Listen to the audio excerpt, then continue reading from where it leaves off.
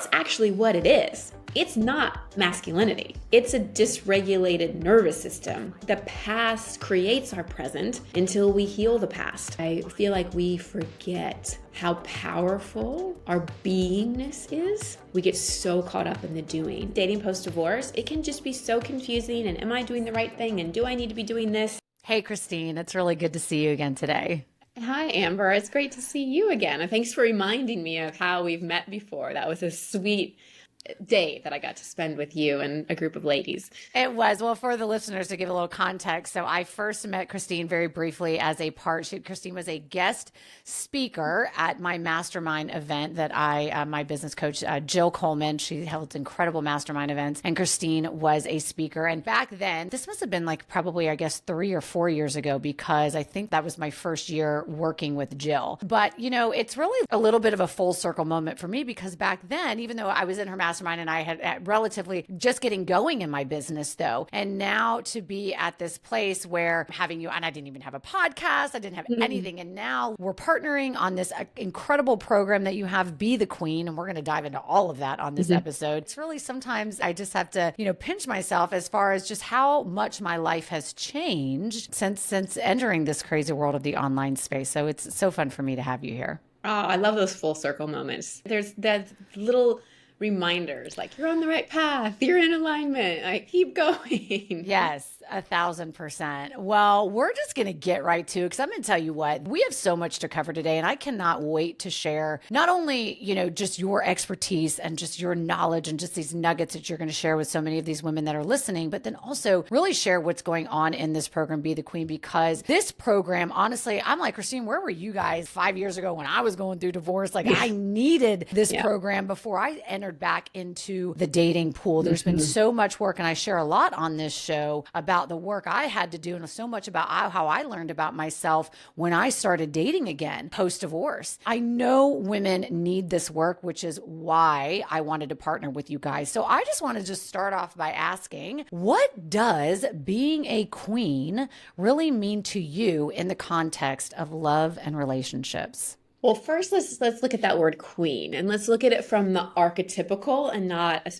put it associated with any queens in history that we know of. But if we look at the archetype of a queen, it's someone who has really come into her power. And what I love about the feminine version of power, it's more about empowerment. It's more about a power that comes from inside. And when we think about being really empowered, to me, that means confidence. And I define confidence as radical self-acceptance. So a queen is someone who has come to radical self-acceptance with who she is and where she is in her life.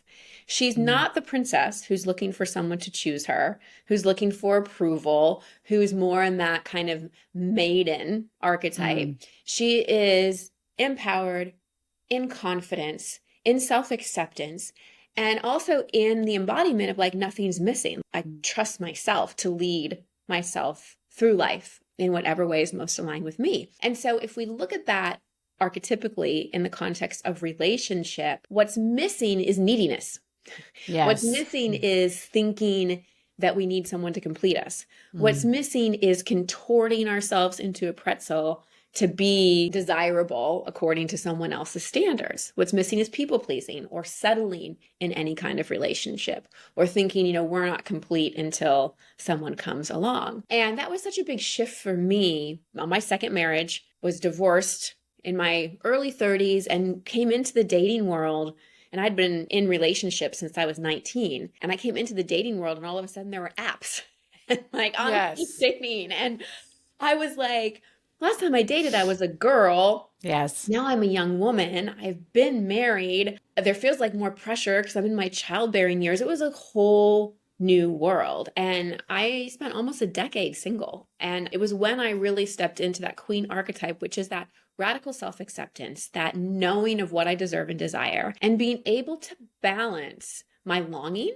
Because queens can still have longings. It's not like we're this island and we don't have any desires. But this real acceptance of where I was, having feeling that longing, feeling that desire without the suffering. And that was the key thing is I was able to have my longing, put that energetic vibration out into the universe of like, this is important to me. I'm whole and complete and I'm single and I'm happy and I don't need anyone. That's great in some ways. However, you're missing the energetic broadcast, like the energetic vibration of opening and of receptivity. Because it's like, no, I don't need anything. I'm complete on my own. And yes, it's true. You may not need something, but are you ignoring your desires? So being honest with our desires, having that longing, but not the suffering. The life would be so much better if, what's wrong with me? Everyone else is married, not me. Maybe I should have stayed married. Like all that judgment that makes us suffer. God, I mean, you mentioned, it's funny, you mentioned the archetype, the maiden. And I think one of the realizations, I didn't have that language, when I was kind of navigating this, but I think one of the things that I realized is that for most of my life, I was stuck, even though I was always like from the outside looking in, I was a very confident person and very independent. I still think that I've been the maiden my entire life. This whole pick me energy, this whole, yes, I need somebody else, even on a subconscious level, I need somebody else to feel okay. And very similar to your story, I was a serial monogamist my entire life. Like I love being in relationship with somebody. It's so funny. I had a woman who went through just the other day, Sadie Marie, and she's gone through divorce. She's got a beautiful platform and she talks about dating non-monogamy. And I'm like, that is so foreign to me. Like, I don't even know what it's like to be in like a non-monogamous relationships. Like, I'm not wired like that. Yeah. And so I spent I think, coming out of, I spent my 20s being in relationship. Then I got married. I was with somebody for 15 years. And then when I got out of that marriage, I always identified with being very confident. But what I realized really quickly when I found myself in these relationships, one after another, after I got divorced with men that just weren't serving me, and I was putting up with a bunch of BS, that I was in this pick me energy. And it was that, to me, is kind of the shift for me. I think what your program, Be the Queen, what this really helps women with is moving out of that energy of I need somebody to like I want and desire somebody. It's a much different energy that you're operating in from that standpoint. It's a much different energy. And if we look at it from like developmental psychology, we're coming from a more securely attached place inside ourselves, and then we can have more of a secure attachment with others. A lot of women lean towards more of an anxious attachment. Yes, an that's insecure me. attachment, right? That's me. And so in so many ways, we do the I'm not okay unless you're okay. And like, I kind of don't know how to move through the world unless I have this primary person. As a child, maybe it was my mom, my dad, most likely mom, or somebody in my life. And now relation is my intimate partner. And so one of the things that in Be the Queen, we really help women heal is their attachment style. Right. And that's an ongoing journey, and different people will trigger, different attachment styles. Like sometimes we can have an anxious attachment with mom and an avoidant with dad. And it is an ongoing healing process, but we really help the women. We do some really deep inner child and nervous system work, find that secure attachment within themselves so that super subconscious, because logically and rationally, you can be an incredible, successful woman in your 40s and no, you don't need anybody. But your nervous system may still be wired of like, where's my person? Like, where's my person I can hook into? Because that's what you've done your whole life. And anxious attachment can come from, being enmeshed, being codependent, having a parent that parentified you, not having clear boundaries, having a parent that was really inconsistent. So a lot of that relational injury that happens in our developmental years, it comes into our relational life as adults. And so a big thing for women, like I said, is looking at where that insecure attachment is popping up, because it will make us attract people, date people, marry people that are more kind of part twos of our family of origin system than the side-by-side partnership that we help queens really call in of, I'm actually not attracting from my past. I'm attracting from my now and my vision and values for my future.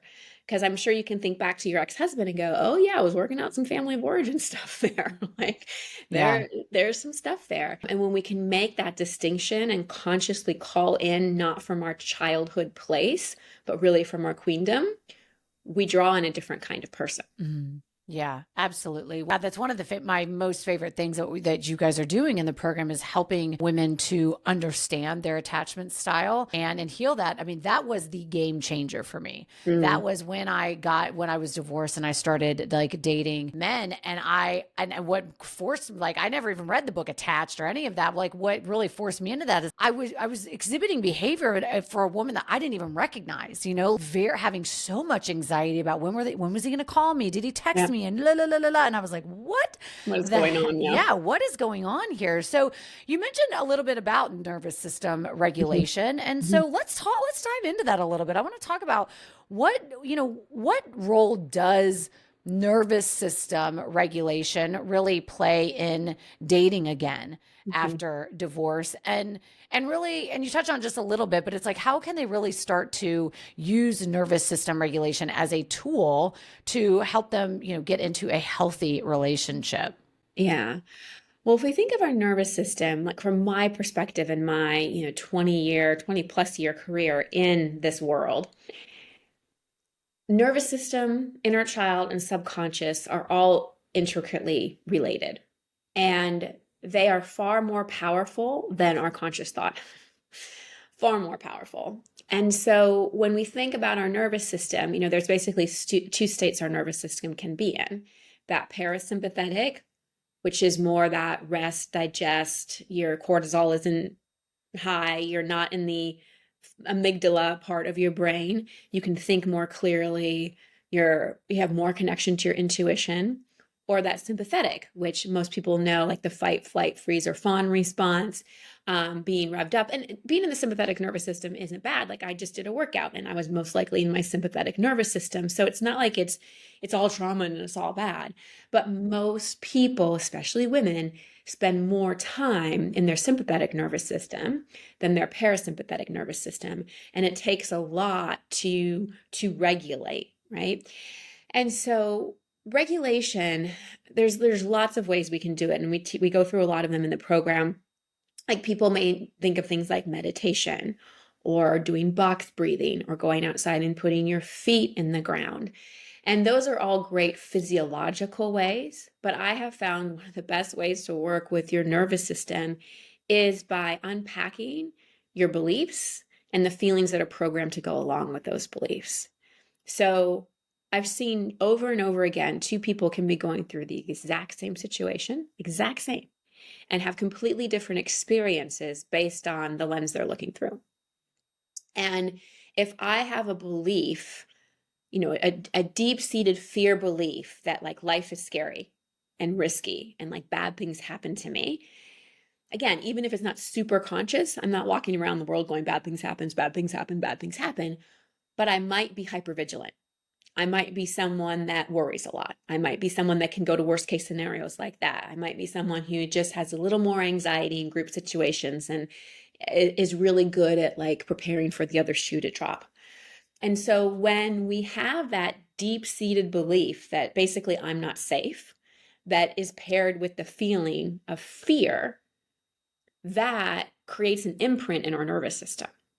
So we have the beliefs that we've believed over time, and then we have the imprint of our family's nervous system. So everybody can think back to growing up. Your home was a nervous system. Like your family of origin, the dynamic there was a nervous system. As children, we don't have the ability to regulate our own nervous system until about 7. So we're consistently regulating through the adults around us, most often our parents, even more often our mom. And so you can think back to what was her nervous system like? What was the imprint that was left on me? And so when we think about those things, we can have a lot of compassion for ourselves, because I hear a lot of women be so hard on themselves that they want their anxiety to go away. They want to feel better about themselves. Why can't they just change their mindset? And when we go, wow, of course I have anxiety. Like, of course I prepare for the worst. Of course, Like it takes me a while to open up to someone. Of course, I operate more in hypervigilance, even though I do yoga and my Dr. Joe meditations or whatever it is. Like when we can go, of course, that makes a lot of sense. We instantly elicit compassion for ourselves, which is really soothing to the nervous system. And so, as important as like meditation and yoga and box breathing and all those things are, the element I really like to include is let's work at those belief systems that are subconscious, that are like super primary, that are literally impacting the way you view the world. Because if we can start to challenge those beliefs and change those beliefs and literally change wiring in our brain, then our nervous system can start to change too. Because if I have a belief that subconsciously is eliciting fear and anxiety, a lot of the time it's going to be hard for my nervous system to relax. But if I really work with that belief and get to like, I am safe, and really work with any objections that come up, any emotions that need to be cleared, then our experience of the world changes. Yeah. Yeah. I mean, it's funny when you mentioned, when you can get to the origin story of maybe where that limiting belief comes from, that you're able to obviously create some compassion for yourself. And what I really noticed in my own journey through this, because when I really realized that I am anxiously attached, and I was like, okay, I want to get to the root, like where does this come from? And I did a lot of work with my therapist and my shaman, and really realized that a lot of this was coming from, my parents' divorce when I was 7, and I ended up doing a plant ceremony journey, and it really released a lot of these memories that I didn't, obviously my conscious brain was not able to access. And I kind of resisted doing that work for a while because I thought, well, I mean, what good? And I actually hear people say this as well, but like, okay, well, like, hey, what good is it really to know where it came from? It doesn't change anything. And I actually will argue that a little bit. It did for me. The reason why it changed is because what I realized is that when I was able to acknowledge or just understand where that limiting belief or that programming came from, yes, being able to be more compassionate for myself came up. But what I didn't realize what was going on kind of behind the scenes is because I was then creating that compassion for myself. It was quieting my nervous system. And then I was able to, have different thoughts, to go in a different direction. I was able to process my feelings more, I was able to process my feelings better because I wasn't stuck in this place of, like not understanding, of being hard on myself. And so it just, being able to recognize where that came from really did change everything, and things I didn't even recognize inside my body that were going on. I love that. Thank you for sharing that, because it brings up such an important like underscore to this conversation of why it does matter. Like just having the information and doing nothing with it. Like if you had that memory come forward and then you're like, okay, well, I'm done. Yeah, then it's kind of like, what's the point? But having that origin story and that link to that 7-year-old girl, see, parts of our inner child is part of our psyche, part of our subconscious. And there are a lot of ages where we get a little frozen and get a little stuck. Mm-hmm. And a lot of times we will attract from some of those stuck, wounded ages. So that 7-year-old who never got to process her feelings, right? Who never got to really be held in the way she needed to, who probably took on parents' emotions as well, who had like all kinds of confusing things happen for her. She was probably trying to work some of that out in your dating and relational life, right? So it does matter, because the past creates our present until we heal the past. So if we want a different future, we need to relate to our past differently. One of my least favorite expressions is time heals all wounds. It does not. Right. Yeah. Maybe no, it's scraping your knee, but not emotional wounds. And I don't advise sitting in therapy for 10 years talking about the same issue over and over. Then you need to really ask yourself, like, what am I doing here? Am I kind of just stuck in a story? But I do find tremendous value in connecting dots and in liberating those younger parts and finally giving them the attention and the space to process their feelings that they never had as children. Yeah. Yeah. Well, One, you also talk a lot about, which I love, masculine and feminine energy, and why like being able to authentically step into your feminine energy is so important, and why that really matters in a relationship. And I want to talk a little bit about that because I think that especially, and I know you can appreciate this as an entrepreneur and like a doer and a go getter. Like I feel like, and even just my personality in itself, like I feel like, and as a single mom, especially, right? Like women after divorce too, like I feel like are constantly stuck in our masculine energy. And that's been one of the things for me in this doing a lot of this inner work post divorce is really leaning into and really, consciously pursuing men that allow me to be in my feminine energy, and really kind of finding that balance. And so, like, I would love you just to share kind of a little bit about why that balance matters, and kind of some of the work that we do in Be the Queen Yeah. around that, and why it's Yeah. important. Well, N and Be the Queen, it's taught by my husband and I, and it is for heterosexual women calling in a man.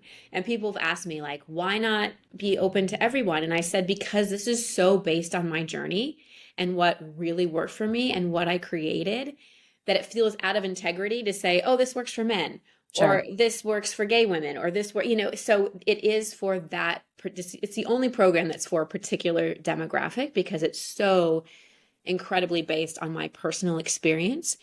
And so when we talk about masculine, feminine energies in heterosexual relationships, most women, even the boss baby entrepreneur women, they want a man that can handle shit. They don't want a beta man. I remember I was at an event in my single years and I had one of the top dating coaches in LA. This is why I designed my own program, because all the dating advice I got was so awful. One of the top dating coaches, I was at this event, I was all dressed up, and he said, Christine, you're just going to need a beta man. You're just too alpha. And I'm like, I don't relate to myself as alpha. Why does a successful woman mean I'm alpha or mean I'm too much in my masculine? And I was so upset, like so upset. I was like, I don't want a beta man. He's like, you're going to need an artist. You can just stay home and like cook dinner. And I'm like, no. Oh, right? Like, no, me too. I'm like, I don't want that. What? Not No. partners are being cooked dinner, but I'm like, Right. masculine man. And he's like, well, you're going to need to be more in your feminine. And it was good. He was a stacker. Sometimes we have those people come in our life to get us mad enough to be curious about stuff. And so I'm like, okay, what is this whole masculine feminine thing all about? And like, why am I being told as a successful woman, high achieving woman, that I'm too much in my masculine? Because I don't feel like a manly woman. So as I explored, I was like, oh, there's a couple things happening. First of all, I'm actually not so much or too much in my masculine. Yes, I do the doing energy a lot, right? So if we take out masculine, feminine, and just kind of go doing and being, yeah, I do that doing energy a lot. But also, as a single woman, divorced, living alone in LA, still having some trauma I haven't worked out, I'm in hypervigilance a lot. That's actually what it is. It's not masculinity. It's a dysregulated nervous system and hypervigilance that is that energetic. And if we think of I interviewed someone on my podcast a while ago, and she said, mothering is so masculine. And I was like, you're right. Yes. I mean, getting pregnant and giving birth isn't, but the constant project management, the thinking of a million things, the directive, all of that is so much in the doing energy. And I think because we live in a society where we're in these nuclear families and we don't live in community, I think we're living very much out of alignment with our natural order, but that's a whole nother podcast. Women are more in that hypervigilance. Yeah. So what we're really looking for and what we really need is a man that our nervous system can relax with, that we can go, oh, like, you've got me. You've got me. And that is healthy masculinity. A healthy masculine is that rock, that presence, that groundedness of like, you can be in your hypervigilance and doing all you're doing, but I got you. I'm a safe place for you to land. And I'm going to be directive and in my masculine as well, so that you're actually attracted to me. Because that's the other thing. Like most driven women aren't attracted to men who aren't. Right. Right. And so a Yeah. lot of people, again, in my dating world, were like, you can't have two alphas in a relationship. I'm like, but I don't want to be Christine the entrepreneur in my relationship. Right. Right. It's different Yeah. energetic. But often even in dating and I would notice sometimes where the man would be like, where do you want to go for dinner? Or a reservation wasn't made and I'd take care of it because I just wanted to Right. get it done. And that would be a mistake, right? Because it Yes. wouldn't be allowing him to lead. So when I get a question such as, where do you want to go? I say, I really like Italian or California cuisine. Give some direction, but like have them handle it. We cover all this and be the queen. Um, so that was the first kind of like eye-opening thing for me, as wow, I'm actually, yes, I'm in my doing energy, but a lot of what people are calling masculine and alpha is just me and my hypervigilance and my nervous Mm. system being very flared up. So I actually am not repelling a masculine man. Actually healthy masculine man would help that hypervigilance go down. And again, people don't fix us, but if we look at that natural balance between the yin and the yang and the masculine and feminine, the rocks and the earth are stable so the ocean can move, right? The feminine is the ocean, the rocks, the earth, the mountains, that's the stability. They stay stable and the feminine can flow. The other eye-opening thing for me was I had a lot of misunderstanding about femininity. I was like, so does this mean like I wear flower crowns? Does this mean I don't work? Does this mean like I attune my life with the cycle of the moon? Like what does this exactly mean? Because I Yeah. really like my life and I Yeah. I don't want to run naked through the fields in a moon ceremony. I mean, maybe Sure. it could be cool, but like it didn't Yeah. really. So I had to really do some homework, both in just researching and in my own meditations about what does feminine mean? And I had a misunderstanding, super subconscious, and a lot of this is programmed because the strength of women has been downplayed for centuries. So Mm. much of our power has been taken away. But I really had to tune into, wow, women are fierce. Women, the feminine is so powerful. Yes, the feminine is flowy. Yes, the feminine is soft and nurturing. But there's like the Kali energy and the mama bear and like Mary Magdalene and like, Mhm. there's Yeah. some incredible feminine energy. I'm like, wow, I have this incredible power of receptivity. I can call things in. I have this incredible power of discernment. Like and then I got excited. I'm like, I can be super powerful and feminine at the same time because I had in my head that moving more into my feminine was like a demotion to me. And when I really started to unpack what femininity really looks like, I was able to bring that into every aspect of my life, including my work. So I work differently now. And that's one of the things our Be the Queen grads report is like, this just didn't affect my dating and relational life. This affects how I show up in work, how I show up with my parents, how I show up as a mom, everything. So that was my riff. No, I love that. And I'm so curious. So, just to make this maybe a little bit more tangible for the listeners, like maybe what are some of the things that you did differently? Like when you started, Mhm. because you're right. I think even my own belief system about feminine energy is I kind of equate it to a little bit more simple things like, okay, yes, I'm gonna let you make the dinner reservations, or Right. I'm going to let you. And so, but then I'm like, as you're talking, I'm questioning it. I'm like, okay, but am I confusing that with doer energy or like, what am I? So, what are maybe some of these like more tangible things or just the way you Sure. showed up where it allowed you to still be the entrepreneur and the doer and the mom or the, Right. the, the single woman that you were, but then also still being in that feminine energy? I'll give you two examples. I'll give you one with my husband and I'll Yeah. give you one with work. So before doing this work, and if these aren't tangible enough, I can come up with more. Before doing this work, I would sit down, like at New Year's, for example, and make my goals. Like Mm. think of what I wanted to do, make my goals for my business, take action from that place, right? Now that I've really tapped into the power of receptivity, because females, basic anatomy, we are the receivers. And instead of just my masculine coming up with everything and doing everything and maybe having some feminine creativity come in from here or there, now the way I plan is I actually sit in meditation or I go for a walk and I wait. I wait for the picture, the guidance, the information, the inspiration to come in. I receive it, and then I take action. So whereas I used to be in my doing, more masculine energy all the time, like this is the goal and these are the steps I need to take towards it, it's more like, let me pull down what's in my highest good and then take action from there. So my feminine creates and my masculine responds. So I'm still more in that doing energy, but I start with the being. Yeah. Does Yeah. that make sense? Yeah, it does. Yeah, Yeah. absolutely. Yeah. And then an example with my husband. So one of the things that I have women do in the program is get rid of their list of what they want, because it's a way to control. And to really call in our most divine aligned partner, surrender is a requirement. And that's what I had to do. I had to go, God, like clearly my picker is off. God, universe, spirit, whatever works for you. Clearly my picker is off. Like you pick. And so when Steph, my now husband and father of my child, came in, it was great. We met through friends. We communicated over WhatsApp for 3 months. We met in person, pretty much moved in together the first day. And then we started talking about money. And I found out he was broke and in debt. And one of my requirements on my non-negotiables, my old list, was must make at least as much as I do or more.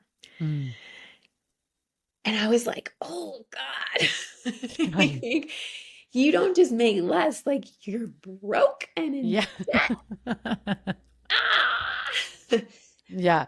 And so I mean, talk about surrender and talk about faith. And so I really had to go into my like being and my feeling and my body and not my mind, because my mind was freaking out, but my body felt really safe with him. He felt really grounded. He felt really directional. He felt really focused. So it was like this split of like, oh my gosh, like no. And then my body just was like, yes. And one of the things I committed to is listening to my body more than my mind, because generally the body's right. And what I saw in him and what my body felt were, again, like that commitment, that stability. He wasn't flaky. Like in our whole dating experience, he wasn't flaky. And I really I was just on the beach walking one day, and a song came on about a muse, M-U-S-E. And I was like, well, that's a feminine superpower. Like that is a feminine superpower, being a muse, meaning like being able to bring out the best in another person. And I was like, ooh, that's a feminine energetic I have not tried. I'm going to see if I can do it. And now my husband and I are in the same field. If I had stepped into my masculine energy, I would have helped him build his business. I would have told him, this is what you do, da da da da da, because out of fear, I would have wanted him to do that. And I was like, nope, that's not going to be good for our polarity. That's not going to be good for our dynamic. I'm going to be a muse. And I introduced him to some people and got him in some masterminds and did little like breadcrumbs here and there, but did not coach him. I can remember one time, Amber, he's like, I'm going to do this marketing thing. It's $7,000. And I was like, oh, you're like, don't do it. Like, and I knew the person, and I just knew it was a terrible idea. And inside I'm like, he's got to learn. I've got to believe in him. And so for about 6 months, I was his muse. I was his champion. I'd answer questions if he had them, but I did not coach him. I did not tell him what to do. I did not save him. I just basically loved him and believed in him. And again, he wasn't the guy sitting in the coffee shop working on a screenplay for 7 years. He had direction. He had purpose. He had commitment. He wasn't flaky. Like, if any of those signs were there, I would have run for the hills. But sure. I saw this is a man who can do it. He just needs a muse. And I will tell you, Amber, within 6 months, he was making enough where I wasn't feeling like I was a breadwinner. And by the time we had our daughter, actually the year before we had our daughter, he surpassed me financially and has made enough and continues making enough so that I was able, the first 3 years of our daughter's life, to really take a step back and really step into being with her. So that was a very long example, but I think it's a profound one. Yeah, no, it's funny. And as you're talking, I mean, I'm totally identifying with that because yeah, and I think a lot of women getting back into the dating scene, that is challenging, and I think that piece of it, just being able to step back. I think a lot of women are innate kind of just our go-to is to be like the coach, even if we're not even formally coached by our career. The We're just mom. naturally the mom, the coach. We want to mom our our partner. And sometimes I mean that is where you have to step into a different role, and it could change the relationship. So yeah, Use the relationship. it's really funny. A guy that I was dating, and this really stuck with me. It's actually the guy that I'm dating now. We had this conversation about, I don't know if I said this was not an argument. This was just, we were just talking. We were talking about something, and I said something about, well, I'm not going to be your mom on that or something like that. Like, that you've got to figure it out what you want to do. And he said, it's good that you're not going to be my mom because momming me he said something along the lines of, you becoming my mother changes the way changes the way that I make love to you in the bedroom. And I was like, and actually he's a little more graphic than that. So but you know what I mean? He's basically, and I was like, whoa, wait a minute. And I thought about that, and I was like, damn. I was like, did you just make that up or did you read that somewhere? He's like, no, that's how I feel. Like, and I thought, God, so much, I think that's just one example, but I think one example of, how women naturally sometimes want to like mom our partners or coach them, and it can disrupt the energy between us, whether or not it's in the bedroom or outside of the bedroom. And that to me was just, I was like, wow, I never really thought about it like that. But yeah. Well, and this is too where we get disconnected from the feminine energy, because we talked about momming or even coaching is that more doing masculine approach. Whereas like stepping into this muse and just really loving him and believing him. Again, I had boundaries. Like if there had been red flags and he wasn't stepping up, this would be a different conversation. But I realized, and this has been so powerful for me in other aspects of my life, all along, I thought the like telling someone what to do was more powerful. Yes. Where truly like loving them, empowering them, believing in them is like the best thing I can do. And I have to watch that with my daughter. The other day she was frustrated because she couldn't get a Barbie shoe off. And like, I still want to just get in there. Like, take the and it's like, I believe you can do this. I absolutely do. And so for women, I feel like we forget how powerful our beingness is. We get so caught up in the doing. And that's one of the things in the program we teach too. Like, you don't have to find him.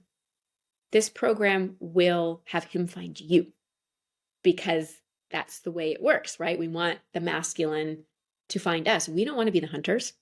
We don't want to be out there with the head on a swivel going, is that him? Is that him? Is that him? We want to be found, right? Yeah. We can't sit at home and expect the UPS guy to deliver our boyfriend. But at the same time, being able to relax into that more muse energy and less of that, like, what do I need to do to make this happen? Yeah. Is so good for the nervous system. Yeah, absolutely. Well, one of the things I'm just curious about, and I'm sure you get this a lot, is probably women look at you and they look at you and Steph and they see Steph's, platform, and he's obviously done a lot of, done the work. He's doing the work. He teaches the work. He's a very conscious man. And I know I myself even feel a little bit jaded. Like, okay, yes, we as women, we do the work. Okay. Like that's the difference. And this is very overgeneralized statements, but yes, women, we do the work. Okay. Most men, they don't. Okay. So I'm like, I feel very jaded. Like, where are the conscious men out there? In fact, I always joke, I'm like, listen, it's always my rule in dating that if you have not ever done therapy before or some sort of healing work on yourself, or you're not actively in it now, like that's a hard pass for me, because that says to me, like, you're not intentional about your growth and I'm not interested in that. But I do feel like those men are hard to find. And so I'm sure a lot of women look at you and they're like, yeah, okay, Christine, great. You found the unicorn. Okay. But the men like Steph are not out there. Like, how do you answer that? That's what people told me when I tell them what I wanted. They say that person doesn't exist. And I'd be like, well, I just need one. Right, I just need one. Right. Yeah, totally. Yeah. So that's one. And like, what I will say to that too is and this is really what we teach you, your divinely aligned person may come in a different package than you thought. So a lot of women say, I want like this conscious man who's done this work. But I've seen a lot of women draw on that man, and it's like their life is a constant therapy session because it's like he's so into the work and she's so into the work, and like I got triggered and you got triggered. And so what I think is most important is like a willingness, a willingness for someone to be open-minded, for someone to care about the things that you care about when it comes to personal growth, who has like done some degree of self-reflection. I think that's important because anyone in today's society and world with everything going on who hasn't looked within at all is like a little bit numb, right? And so that's not going to be your person anyway. And there are the men out there. There absolutely are the men out there. I think sometimes women's expectations, like even my expectations of like, well, he has to have this much money. We can sometimes do that as a protective pattern, especially if we've been burned before. Like if we've been in a relationship with someone who doesn't do their work, then it becomes even more important.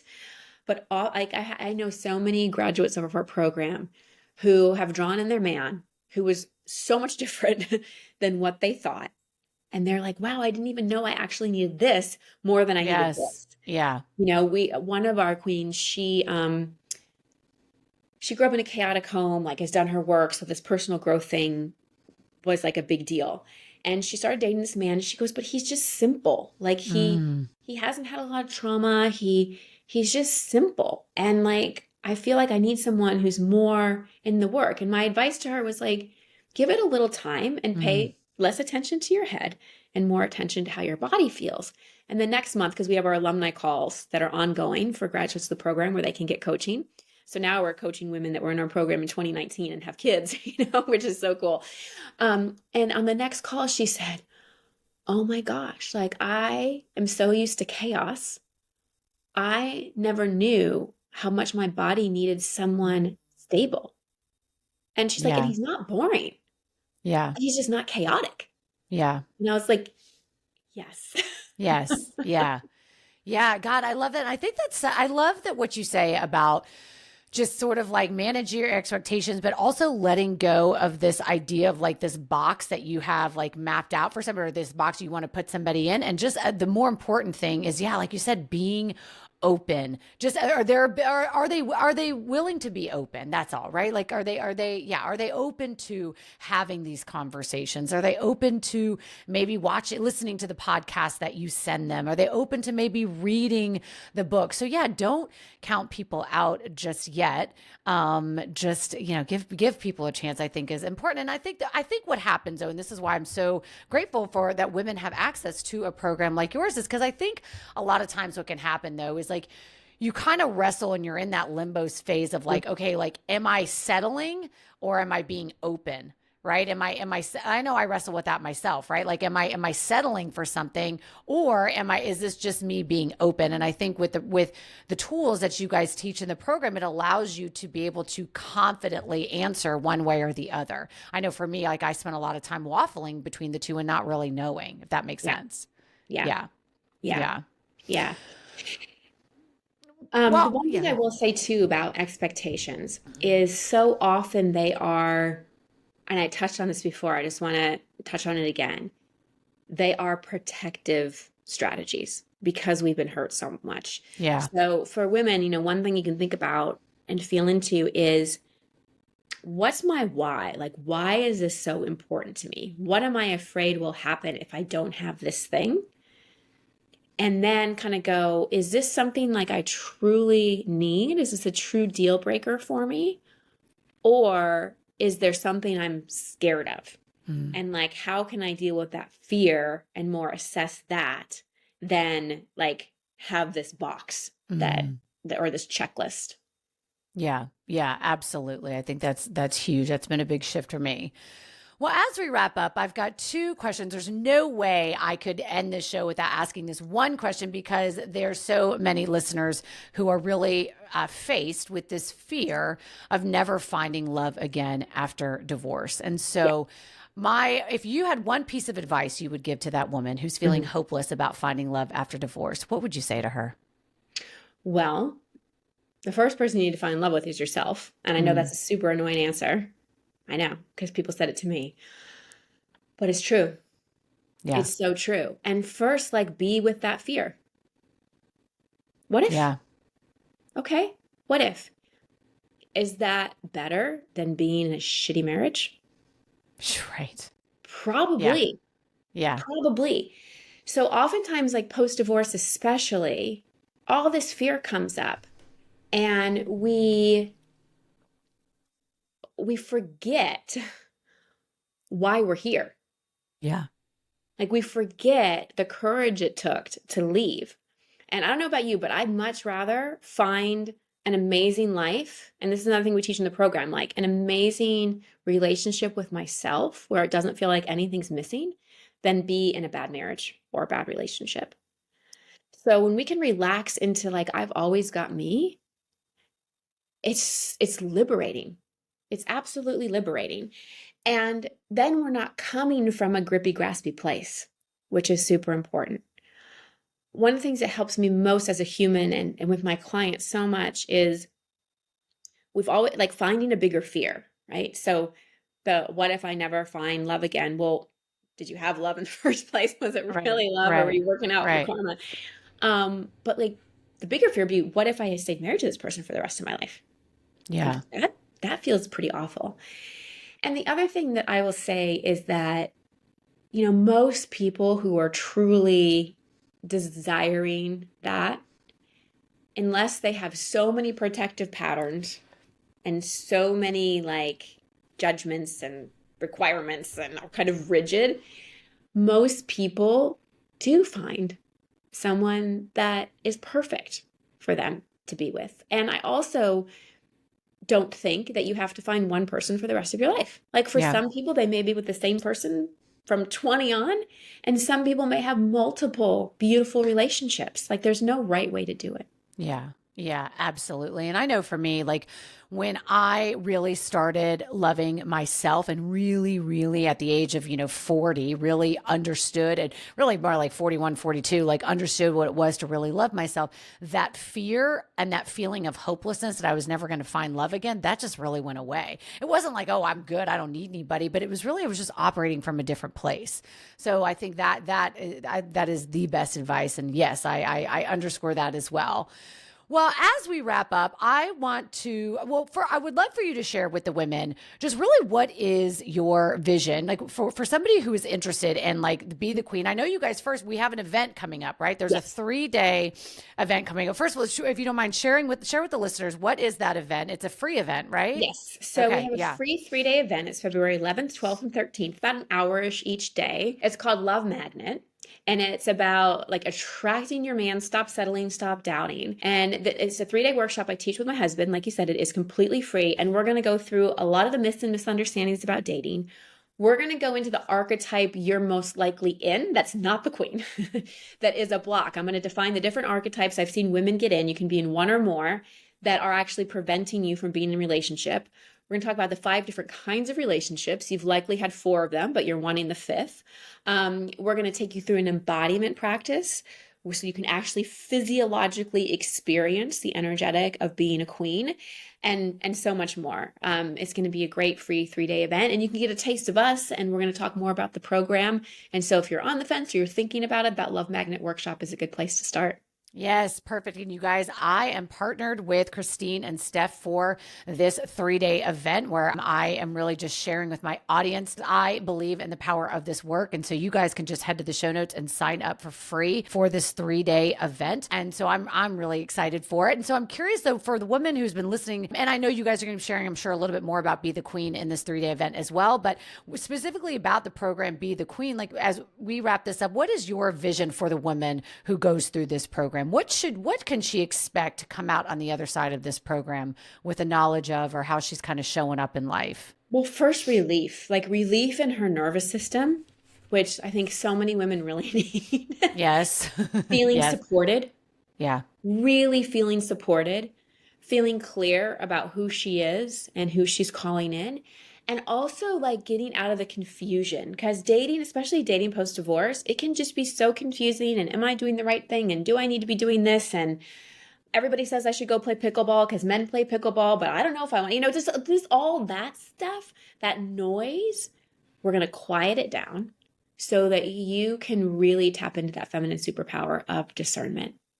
Yeah, I love that. Well, and of course, they're going to learn so much more about the program too, as I'm sure as you guys go through the 3-day event. But even if they're not sure if the program is right for them, like still, you guys come to this 3-day event. Like you're going to learn. You guys can just get it. You're just getting a little taste of Christine. And you guys know I've had Steph on this show before. You guys know how amazing he is as well. So you guys are getting 2 superpowers in this 3-day event. You do not want to miss it. So Love Magnet, I've got the link in the show notes. Head there, sign up. Anything else you'd like to share with the listeners as we roll on out of here? Yeah, well, just that the Love Magnet workshop will be recorded. So if you can't make it live, that's no problem.